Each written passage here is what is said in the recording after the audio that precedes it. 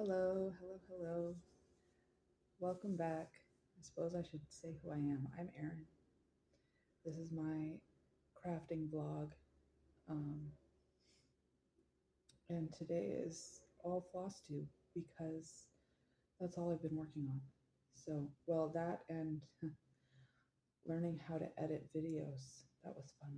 I finally did it though. I did it. I figured it out. So, this should be going up much faster after having recorded than the last one did. So, that should be nice. Um, and so things that I'm going to talk about today include my current work in progress. I only have one because more than one sounds really overwhelming, so we're not doing that. And then my Christmas gifts, which I received so many stitchy Christmas gifts, so that's fun. And then finally, some of my design project that I'm working on. So for my current work in progress, I am stitching. It's called, there we go, L'Arc de Triomphe, and it's designed by Anna Matvieva. Pretty sure I'm not pronouncing that right, but I'm rolling with it.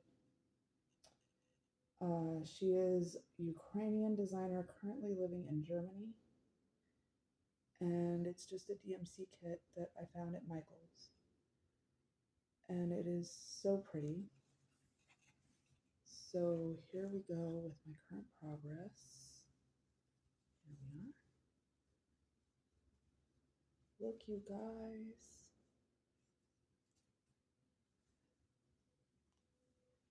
I have a needle minder now.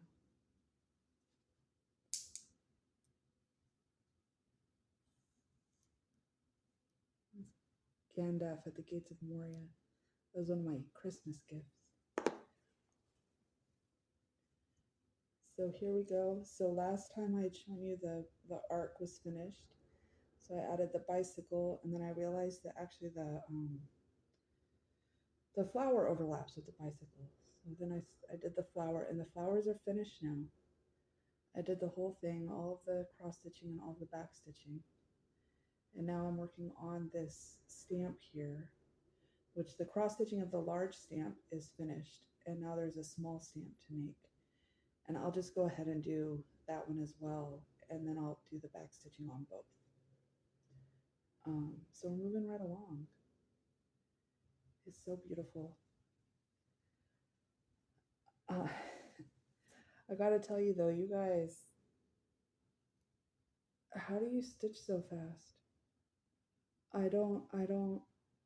I'm, my mind is blown, right? So I worked for a whole day at one point on the arc, and I stitched maybe 200 stitches in 6 hours.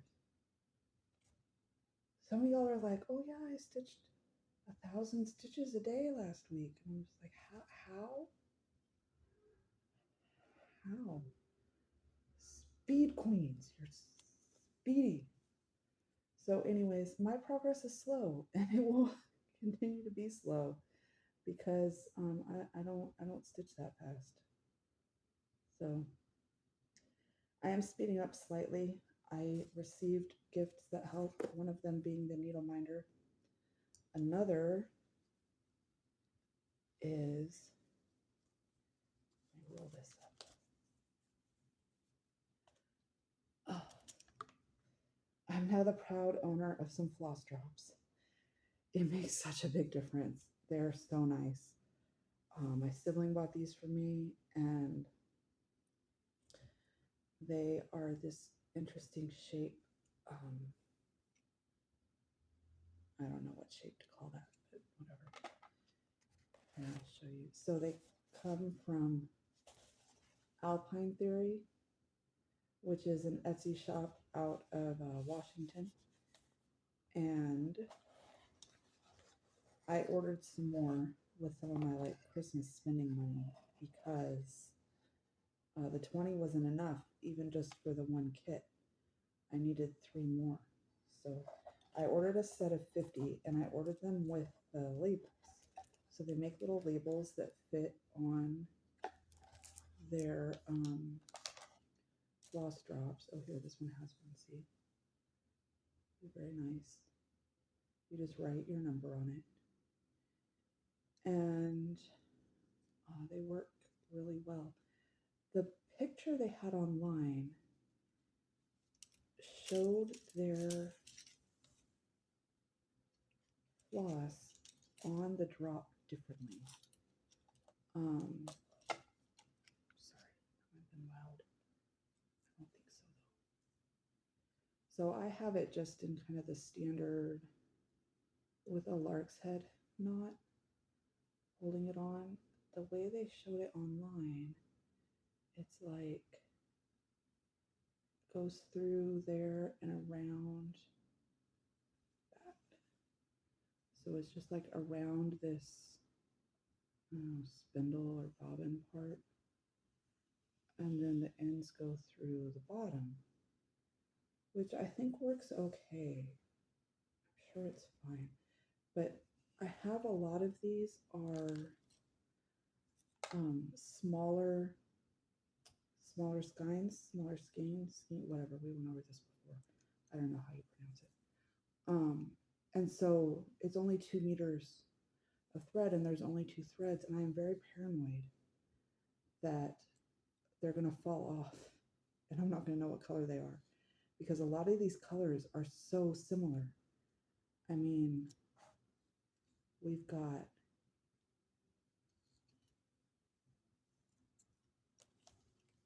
trying to not make it crash here.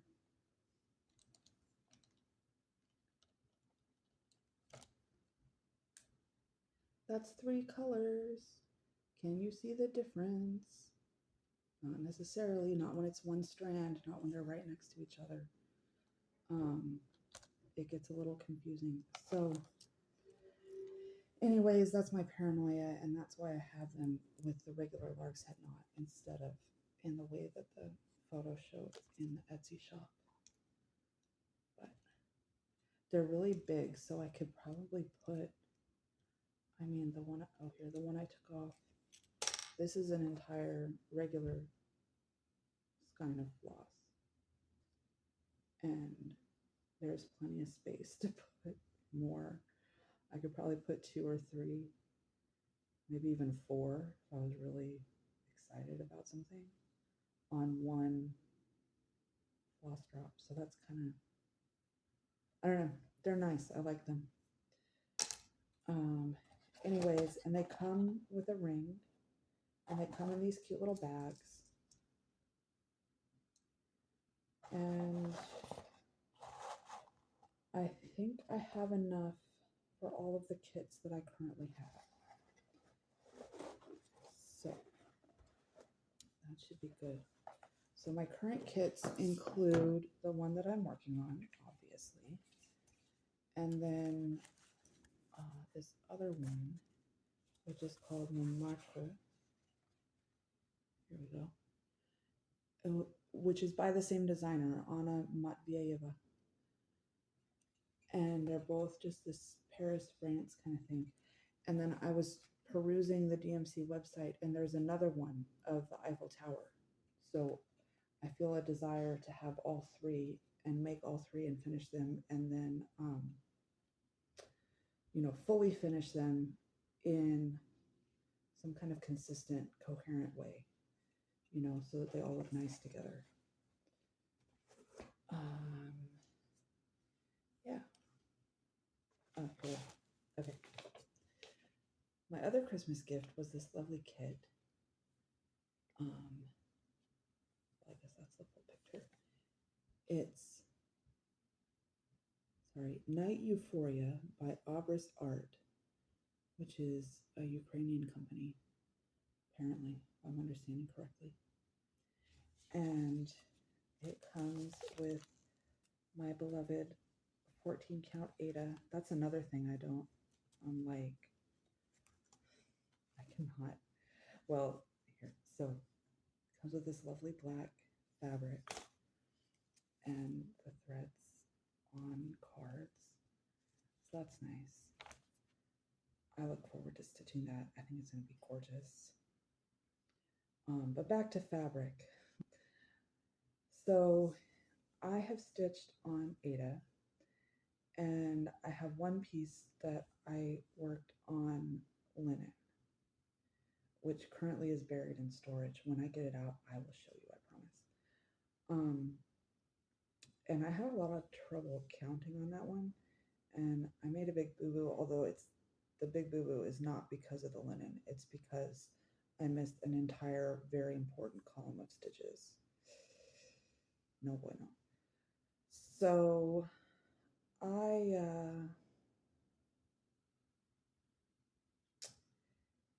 don't know. I'm perfectly happy at the moment with my 14 count Ada. I can see it.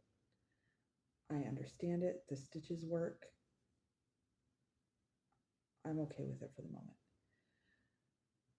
I do have one of my designs is begging for something different, so we'll get to that. But I'm learning that I need to learn about the fabrics because there are so many. What says Weigart? What I can't even remember off the top of my head all of these different places that I've seen fabrics from in the Flosstube videos.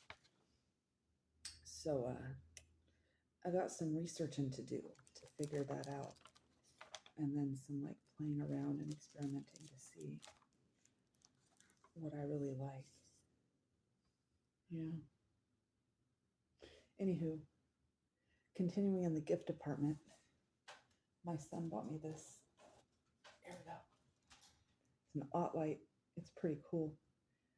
I was a little flummoxed at first. I couldn't figure out how to use it. It seemed very tall, but I found a way. I like bend it over almost vertical, and I put my stuff behind it. So it's like, if you're me, that's what I'm looking through, looking at my work. Yeah, it's nice. So it has a light. Oops. Sorry, I think that might have been loud. The Ottlight is very nice. It has a light, and it has the magnifier, the general magnifier, and it has a tiny like extra magnifier, which has helped me on my pattern already at least once to sort out the back stitching that is printed over the cross stitching. Nightmare. Very difficult to figure out. Drives me a little crazy. Anyways, so another thing I received, illumination. Got a little light. Yeah. It changes colors. How cool is that? It changes intensity. You can, angle it different ways and whatever. So that's handy. And it's more portable. What I'm thinking with this is that I can take it places more easily. If I'm going out somewhere, out of the house. The Ottlight's just going to stay here. I'm not removing that. So my mom bought me the neck light, and then she also bought me these tacky bill adhesive bead bed. Okay. And she bought a 6-pack. So they have some different designs on them. The bead beds contain an adhesive that your beads stick to. So they're really nice because when you're done with your beading, you just close it up and put it away. Don't have to put the beads somewhere, don't have to sort them out, and they stay. It's very sticky. In one way, it's almost too sticky. You need to assess when choosing whether to use the bead bed or not between how inconvenient it's going to be to clean up every time after you do your project versus how inconvenient it is to get the bead off of the stickiness, right? And I found a little technique that works.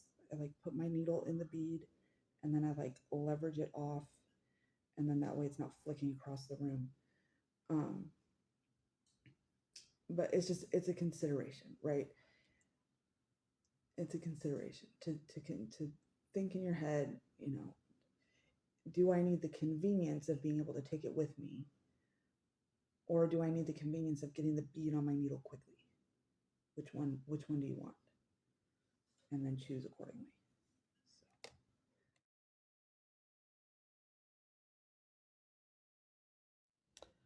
This is my design that I am working on. It is celebrating the everyday. I'm going to zoom in here. So I have written out my letters, and I'm quite pleased with how they came out. I will probably adjust them slightly when it comes to stitching. I haven't decided how many stitches across the lines should be. I'm leaning towards something like 6 to 10 for these wide ones, and then maybe 2 up to, I think 2 for the rest. We'll see. Everything is different between like drawing it on the paper and then when your thread hits the fabric. It's just a totally different experience. So, and then I'm going to surround this with these different flowers that are native to where I live, which is Houston, Texas. So in winter, we don't have much native. A lot of the native things go dormant. But our winter is very short, like 2 months. So my winter mix includes 2 berries and a grass. Then we have spring. Spring has the bluebonnets. I had to include those because that's the state flower, and they also do grow in Houston. Magnolias. This used to be Magnolia City, so that had to go in. Black-eyed Susan because I love them. Pecan is the state tree, so that needed to go in. And the catkins come out in the spring. Then we have the wolfberry, which is the same as these. So I'm trying to draw some of these things through their seasonality to show how they change through the year. Then I have Texas lantana, which I did not do justice in my little sketch, but I have some ideas about how to stitch that to make it look really neat. And then we have milkweed. There are lots of different kinds of milkweed, and there's specific species that are best for butterflies, for the monarchs, which the green milkweed is one of them, and it's native to here, and growing that is a big deal. And then there's firewheels, which I have grown in my garden before, and I absolutely love. Again, this doesn't quite do them justice, but they're gorgeous. And then here we have the spiderwort, which you'll remember was this grass over here. So these little flowers. And then moving into fall, I put the chile pequin and the sharp blazing star, and then the pecan nuts. And I mean, a lot of these things bloom. I think 3 months is the minimum. It's so beautiful here. So the next step is to bring my little sketches up and put them around the words and clusters and arrangements that I like. And then I think I'm going to move to fabric and start working directly on the fabric. Drawing is hard. Stitching is not as hard. So that's my thought there. Anyways. So that's my first design that I've been working on. Okay, my second design that I am working on at the moment actively is Cat Swain's embroidery project. And these are some sketches of flowers that I would include and some possible layouts. You can see I did 3 different options. I'm leaning towards the bouquet. Okay, this is the second flower cluster, which I tried a couple of different layouts here as well. And again, I think I'm leaning towards the bouquet. I will move this closer. This is too spread out,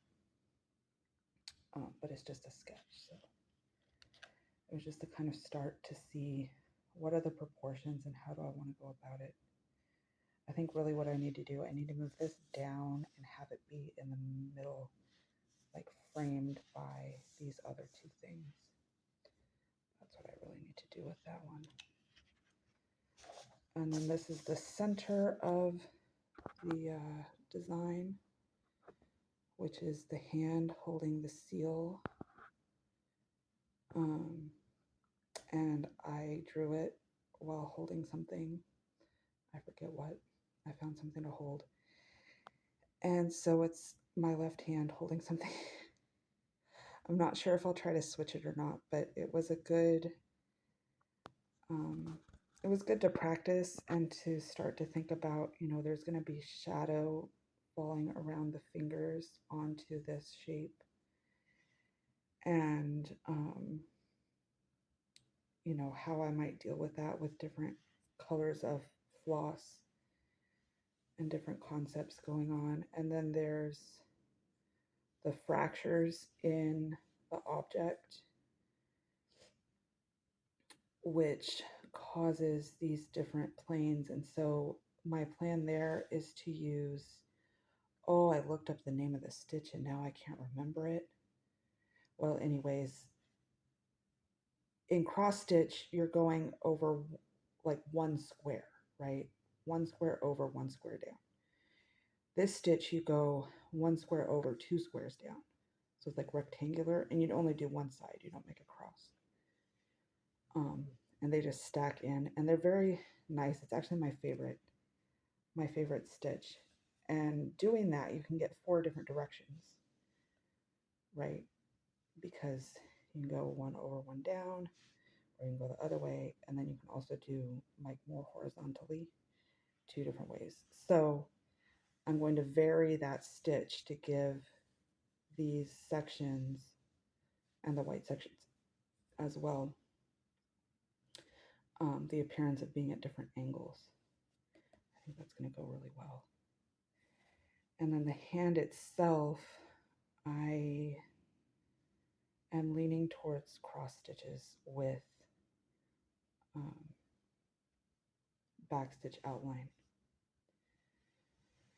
Oh, but I haven't really gotten into like color and what that might look like yet. Okay, so I have this piece of fabric. It's the wrong color. It's kind of a yellow color. It's far too pretty. I need something like gloomy and depressing for the backdrop of this piece, but I just wanted something to be able to start to sketch on. So you see here, I have made marks, like I marked the center lines, and then I made some marks for margins.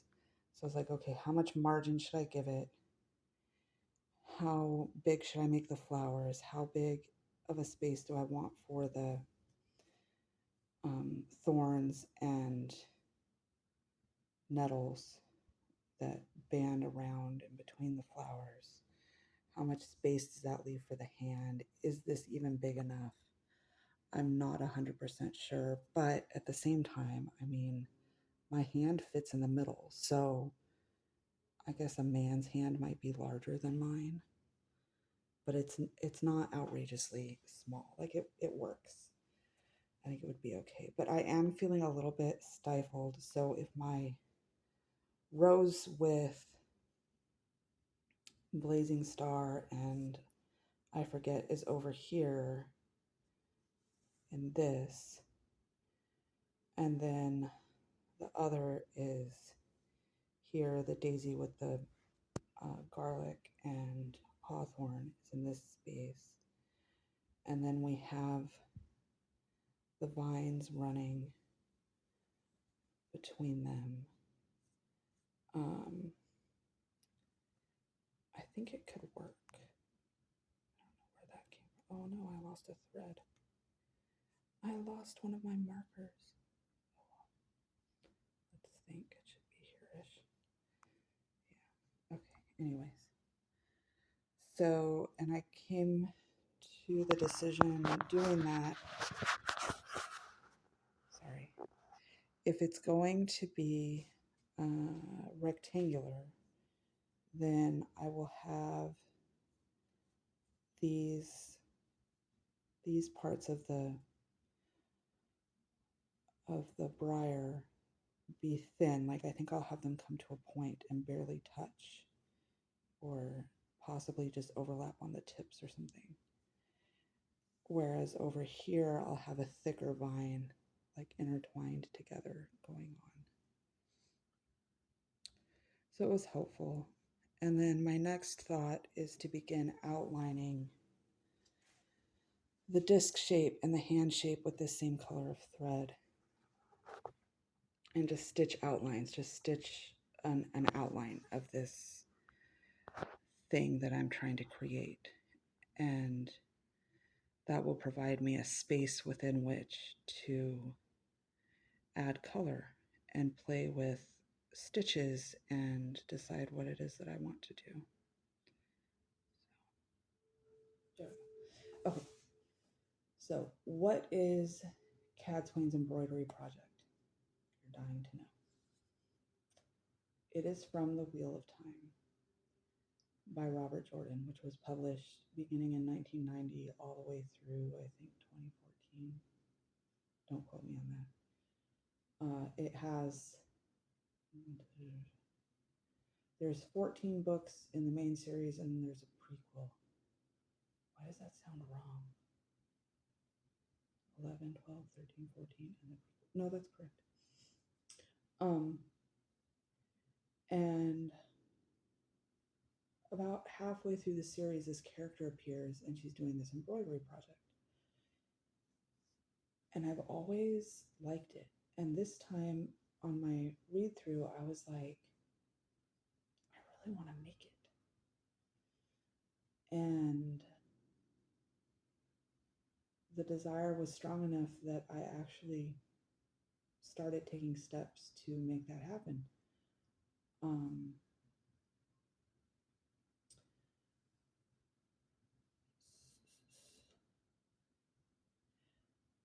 So here's the thing. I'm not going to go in deep detail in this video because I'm going to make another video with spoilers. I'm trying to keep this video spoiler free. If you have not read the series, you're safe to watch this video. I will make a separate video that does a deep dive on all of the things and what they mean, and we'll have spoilers for the whole series. So, and label it appropriately so that you will be safe. Okay. So the spoiler free, or like minimal, like it's not ruining the story, is that this design has the hand holding the seal in the middle, and then around it there are clusters of flowers. And in the book it tells you which flowers are in which cluster, but the thing is that most of the flowers don't exist. So I had to choose some flowers that made sense based on the descriptions or the names or whatever. So I've done that, and I've put them in their appropriate groupings, and I've chosen orientations, at least for the moment. It's a work in progress. It's not going to happen overnight. That is for sure. Yeah. But I enjoy it. So, if you want to hear more, if you're interested in this, then stick around because I will take you on the journey with me. We will see all of my ideas and thoughts and how I go through this.